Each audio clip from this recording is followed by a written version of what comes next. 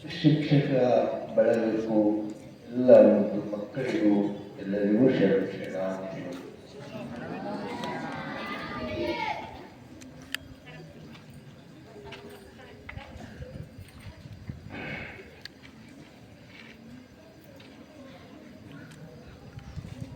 ಇಲ್ಲಿಯವರೆಗೆ ಬಹಳ ಶಂಭುಲಿಂಗಮ್ಮ ಕಾಮಣ್ಣವ್ರ ಮಾತು ಕೇಳಿದ ಮೇಲೆ ನಿಮಗೇನು ನಾವು ಮೌಲ್ಯಗಳ ಬಗ್ಗೆ ಮತ್ತೊಂದು ಬಗ್ಗೆ ಹೇಳೋದೇ ಬೇಕಾಗಿಲ್ಲ.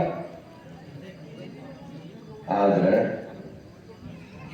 ಒಂದು ಮಾತು ನೀವೆಲ್ಲರೂ ಚೆಂದಾಗಿ ತಿಳ್ಕೋಬೇಕು. ಜೀವನದಲ್ಲಿ ಅಂಕಗಳಿಗಿಂತ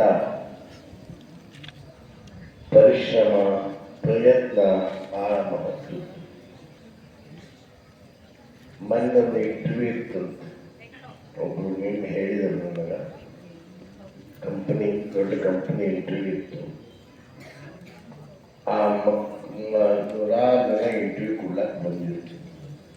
ಎಲ್ಲರೂ ಇಂಟರ್ವ್ಯೂ ಕೊಟ್ಟು ಅವರೇನು ಮಾಡಿದರು, ಆ ಇಂಟರ್ವ್ಯೂ ಹೋಗ ಅದೇ ಒಂದು ದೊಡ್ಡ ಹಾಲ್ ಇತ್ತು. ಆ ಕಡೆ ಕೈ ತೊಳ್ಕೊಳ್ಳೋದೆಲ್ಲ ನಳಗಳು ಇತ್ತು. ಅದರಲ್ಲಿ ಒಂದೆರಡು ನಳಗಳು ಹಾಗೆ ನೀರು ಹರಿತಾ ಇತ್ತು. ಈ ವ್ಯಕ್ತಿ ಒಳಗೆ ಹೋದ, ಎಲ್ಲ ಫ್ಯಾನ್ ಚಾಲು ಇದ್ದು, ಹಗಲತ್ತೆ ಫ್ಯಾನ್ ಚಾಲು ಇದ್ದು. ಅಲ್ಲಿ ಯಾರೂ ಇರಲಿಲ್ಲ, ಫ್ಯಾನ್ ಗಾಡಿ ತೊಗೊಳೋರು ಯಾರೂ ಇದ್ದಿಲ್ಲ. ಇಂಟರ್ವ್ಯೂ ಒಳಗೆ ರೂಮಿನ ಒಳಗಿತ್ತು, ಇದು ದಾಟಿ ಹೋಗಬೇಕಾಗಿತ್ತು. ಅವಾಗ ಹುಡುಗ ಹೋದ ತಕ್ಷಣ ಏನು ಮಾಡ್ದ, ಫ್ಯಾನ್ ಎಲ್ಲ ಬಂದ್ ಮಾಡ್ದ, ಲೈಟ್ ಎಲ್ಲ ತೆಗೆದ. ಅಲ್ಲಿ ನೀರೇನು ಸೋರ್ಲತ್ತಿತ್ತಲ್ಲ, ನೀರು ಅದನ್ನು ನಳ ಬಂದ್ ಮಾಡ್ದ. ಒಳಗೆ ಇಂಟರ್ವ್ಯೂ ಕೊಡ್ಲಕ್ಕೆ ಹೋದ. ಅವ್ರು ಹೇಳಿದ್ರು, ನೀವು ಸೆಲೆಕ್ಟ್ ಆಗಿದ್ದಪ್ಪ, ನೀವು ನಾಳೆ ಬಂದು ಜಾಯ್ನ್ ಆಗು ಅಂತ ಹೇಳಿದ್ರು. ಆಗ ಭಾರಿ ಅದ ಅಲ್ಲಿ ಸರ್, ನನಗೇನು ನೀವು ಪ್ರಶ್ನೆನೇ ಕೇಳಿಲ್ಲ, ಹೆಂಗೆ ಸೆಲೆಕ್ಟ್ ಮಾಡಿದ್ರಿ? ಇಲ್ಲ, ನಿನ್ನ ಪ್ರಶ್ನೆ ಕೇಳೋದು ಬೇಕಾಗಿಲ್ಲ, ನಿನ್ನ ಅಂಕಗಳು ನೋಡೋದು ಬೇಕಾಗಿಲ್ಲ, ನೀನು ಕಂಪ್ನಿಗೆ ಲಾಭ ಮಾಡ್ತೀಯ ಅಂತ ನಮ್ಗೆ ಗೊತ್ತು. ಅದು ಹೆಂಗೆ ಗೊತ್ತಾಯ್ತು ಸರ್ ಅಂತ ಕೇಳಿದೆ. ಇಲ್ಲ, ನೀವು ಬರಾಗ ಅನೇಕ ವಿದ್ಯಾರ್ಥಿಗಳು ಇಂಟರ್ವ್ಯೂ ಕೊಟ್ಟು ಹೋದರು, ಆದರೆ ಯಾರೂ ಫ್ಯಾನ್ ಬಂದ್ ಮಾಡಿಲ್ಲ, ಯಾರೂ ಲೈಟ್ ಬಂದ್ ಮಾಡಿಲ್ಲ, ನೀರು ಸೋರಾದು ಯಾರೂ ನಲ್ಲಿ ಬಂದ್ ಮಾಡಿಲ್ಲ, ನೀನು ಮಾತ್ರ ಬಂದ್ ಮಾಡಿದೆ. ಹಾಗೆ ಕಂಪ್ನಿಗೆ ನಿಜವಾದ ನೀನು ಪ್ರಾಪರ್ಟಿ ಐತಿ ಅಂದ್ರೆ ಆಸ್ತಿ ಐತಿ. ನಿನ್ನ ಮಾರ್ಕ್ಸ್ 10-20 ಕಡಿಮೆ ಇರ್ಬೋದು, ನಿನ್ನ ಅಂಕಗಳು ಕಡಿಮೆ ಇರ್ಬೋದು, ಆದರೆ ನಿನ್ನಲ್ಲಿ ಪ್ರಾಮಾಣಿಕತೆ, ಕಂಪ್ನಿಗೆ ಸೇವ್ ಮಾಡುವಂಥ, ಉಳಿತಾಯ ಮಾಡುವಂಥ ಗುಣ ನಿನ್ನಲ್ಲದ.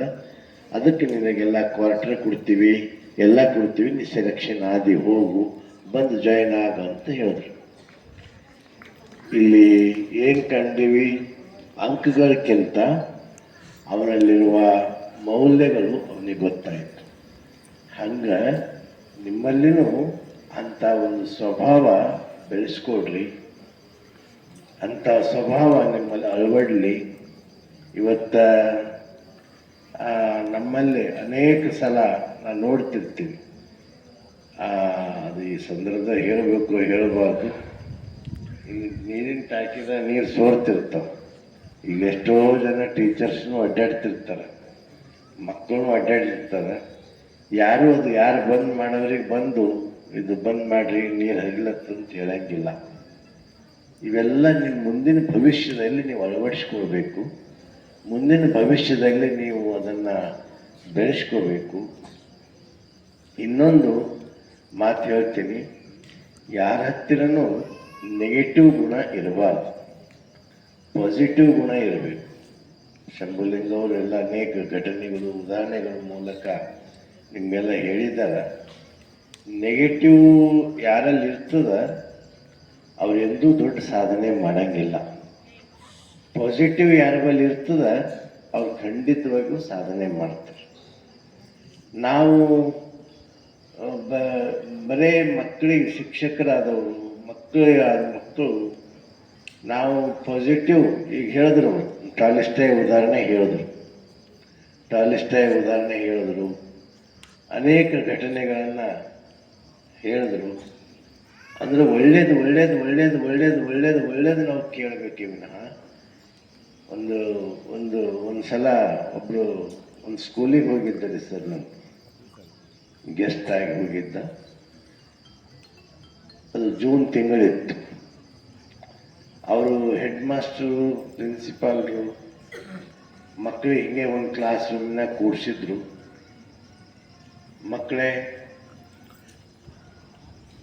ನಿಮ್ಗೆ ನಸ್ಕಿನಾಗ 5 ಗಂಟೆಗೆ ಎದ್ದು ಅಭ್ಯಾಸ ಮಾಡೋದಾಯ್ತದ ಇಲ್ಲ? ಛೇ ಆಗಲ್ಲ ಸರ್ ಅಂತ ಹೇಳ್ದ. ಸಾಧ್ಯನೇ ಇಲ್ಲ ಅಂತ ಹೇಳ್ದ. ನೀವು ದಿನ 3 ತಾಸು ಸತತ್ ಕುಂತ ಅಭ್ಯಾಸ ಮಾಡ್ಬೇಕು. ಅದು ನಮ್ಗೆ ಆಗಲ್ರಿ ಅಂತೇಳಿ ಅವರು ಹೇಳಬಲ್ಲಾಗ ಏನು ಮಾಡಿದ್ರು, ಯಾರ್ಯಾರಿಗೆ ಆಗಲ್ಲ ಅಂಬುವೇವ ಅವೆಲ್ಲ ಈ ಡಬ್ಬಿದಾಗ ಕೈಲಿ ಬರೆದು ಹಾಕ್ರಿ ಅಂತ ಹೇಳ್ದ. ಯಾರು ಹೇಳಿದ್ರಪ್ಪ? ಗುರುಗಳು ಹೇಳಿದ್ರು. ಅವಾಗ ಪ್ರಿನ್ಸಿಪಾಲ್ ಹೇಳಿದ್ರು, ಎಲ್ಲ ಮಕ್ಕಳು ನನಗೆ ಅದು ಆಗಲ್ಲ ಇದು ಆಗಲ್ಲ ಅಂತಿಂತ ನೂರಾರು ಆಗಲ್ಲ ಅಂಬೋ ಡಬ್ಬ್ಯಾಗ ಹಾಕಿದ. ಅವರು ಗುರುಗಳು ಶಾಲೆಯಾಗಿದ್ದು ಡ್ರಮ್ ಸೆಟ್ ತರಿಸಿದ್ರು. ಆ ಡ್ರಮ್ ಸೆಟ್ ಒಬ್ಬ ಹುಡುಗನ ತಲೆ ಮೇಲೆ ಕೊಟ್ಟರು. ಏನು ಕೊಟ್ರಪ್ಪ ತಲೆ ಮೇಲೆ? ಆಗಲ್ಲ ಅಂಬದು ಡಬ್ಬಿ ತಲೆ ಮೇಲೆ ಕೊಟ್ಟರು. ಬ್ಯಾಂಡ್ ಬಾರಿಸ್ಕೋತಾ ಒಯ್ದ್ರು. ದೂರ ಹೋದ್ರು. ಗ್ರೌಂಡ್ ಬಂದು ಗ್ರೌಂಡಿನಾಗ ತಗ್ಗು ತೋಡ ಅಂತ ಹೇಳಿದ್ರು. ಮಕ್ಕಳು ಯಾಕೆ ಹಿಂಗೆ ಹೇಳ್ತಾರೆ ಟೀಚರ್, ಇದನ್ನು ವಿಚಿತ್ರ ಅದ ಇದು ಅಂತ ತಿಳ್ಕೊಂಡು, ಸರ್ ತಗ್ಗ ಯಾಕೆ ನೀ ತೋಡಪ್ಪ ಅಂತ ಹೇಳಿದ್ರು. ತೋಡಿದ್ರು. ಅದು ಆಗಲ್ಲ ಅಂಬ ಚಿಟ್ಟಿ ಎಲ್ಲ ಇದ್ದೋಲ್ಲ, ಅದ್ರಾಗ ಸುರಿರಿ ಅಂತ ಹೇಳಿದ್ರು. ಸುರಿದ್ರು. ಎಲ್ಲಿ ಸುರಿದ್ರು? ಆ ತಗ್ಗಿನಾಗ ಸುರಿದ್ರು. ಮಣ್ಣು ಮಾಡ್ರಿ ಅಂದ್ರು. ಮಣ್ಣು ಮಾಡಿದ್ರು. ಆಗಲ್ಲ ಅಂಬವೇನಾದ ಈಗ ಕೇಳಿದ್ರು. ಎಲ್ಲ ಹುಡುಗರು ಅಂದರು, ಸತ್ತು ಹೋದರಿ ಸರ್. ಸತ್ನ ಇಲ್ಲ. ಆಗಲ್ಲ ಅಂಬ ಸತ್ತ.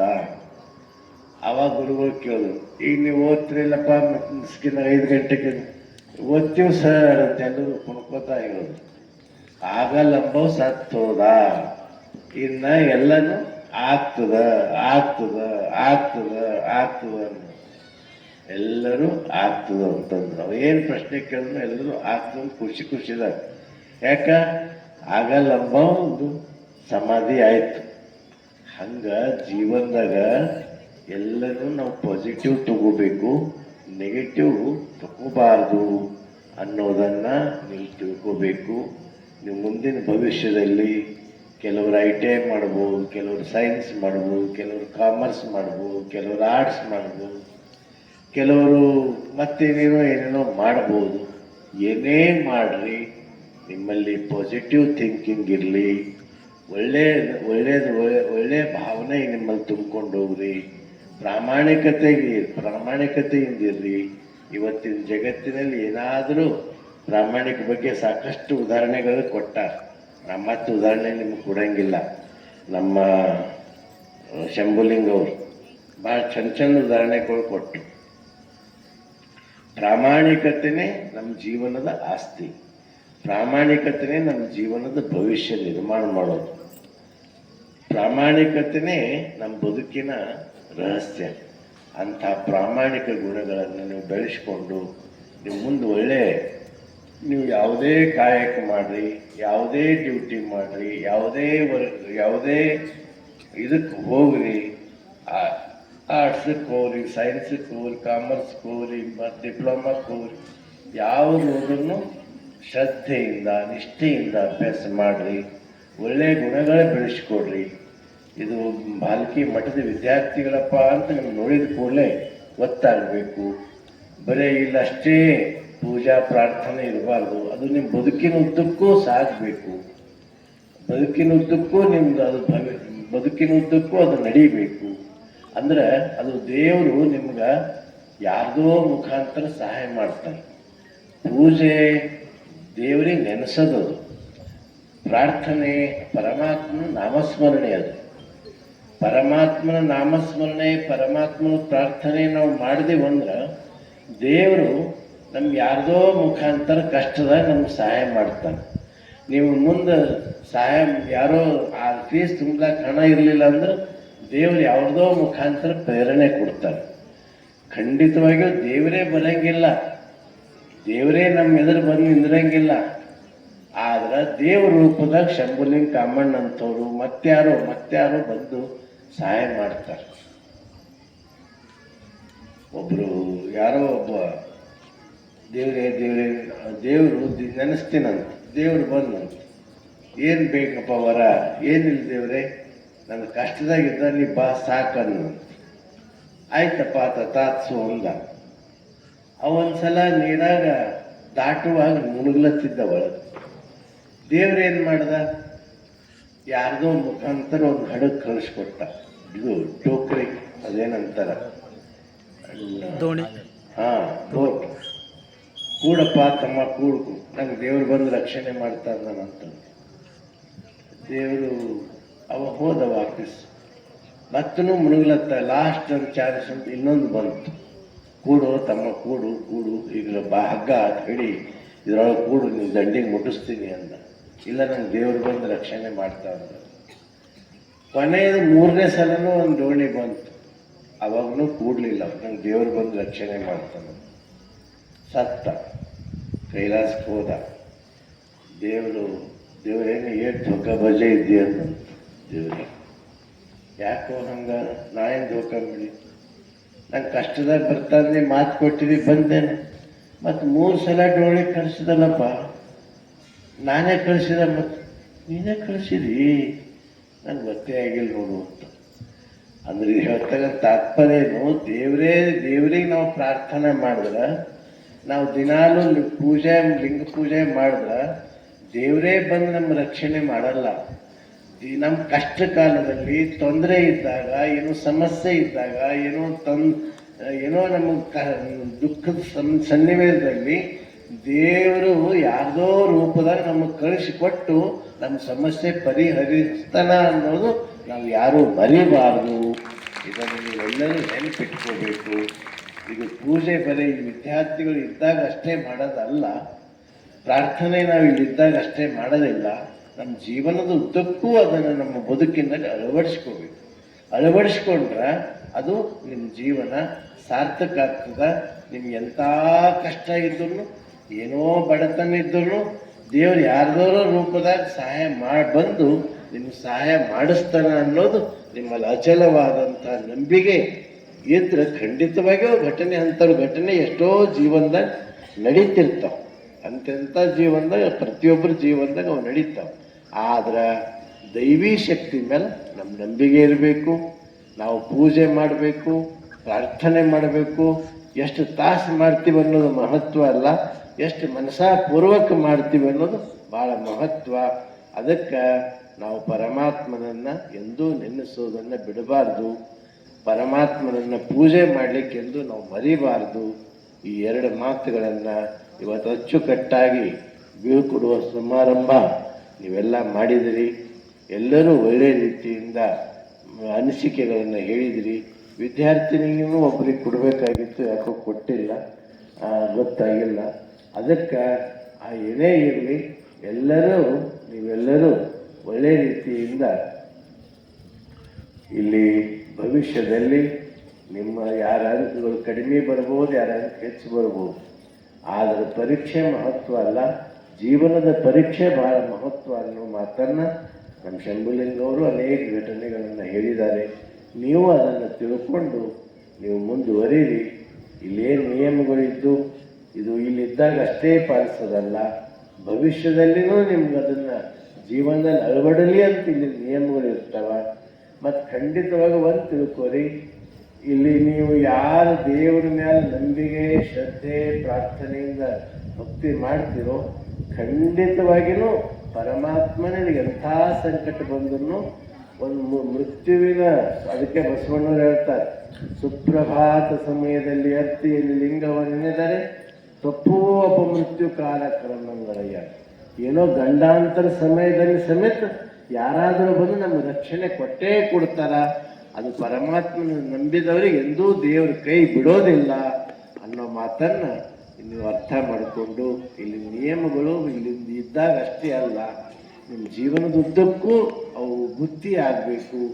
ಅದನ್ನು ನೀವು ಶ್ರದ್ಧೆ ನಂಬಿಕೆಯಿಂದ ದೇವರನ್ನು ನೆನೆಸಬೇಕು, ಪರಮಾತ್ಮನ ನೆನೆಸಬೇಕು ಅಂತ ಈ ಸಂದರ್ಭದಲ್ಲಿ ಒಂದು ಮಾತನ್ನು ನೀವು ಮುಂದಿನ ಭವಿಷ್ಯದಲ್ಲಿ ಹೇಳಿ ಮತ್ತೊಮ್ಮೆ ಎಲ್ಲರಿಗೂ ಶುಭ ಹಾರೈಸಿ ನಾನು 4 ಮಾತುಗಳನ್ನು ಮುಕ್ತಾಯ ಮಾಡ್ತೀನಿ. ಓಂ ಶ್ರೀ ಗುರು ಬಸವಲಿಂಗಾಯ.